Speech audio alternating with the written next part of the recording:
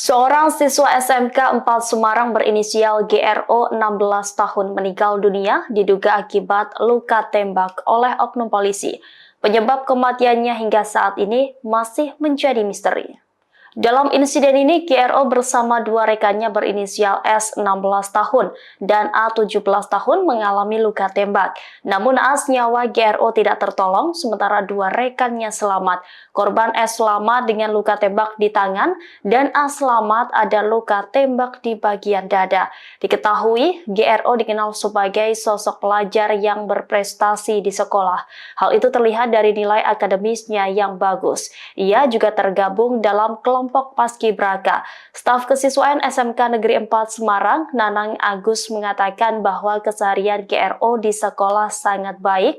Disebut GRO adalah sosok piatu. Ia tinggal bersama neneknya di Kembang Arum, Semarang Barat. Sementara ayahnya tinggal di Kabupaten Sragen, Jawa Tengah. Di sisi lain, keluarga korban mengaku masih bingung terkait peristiwa yang menimpa GRO. Pihak sekolah juga belum mendapat informasi resmi dari keluarga terkait penyebab kejadian.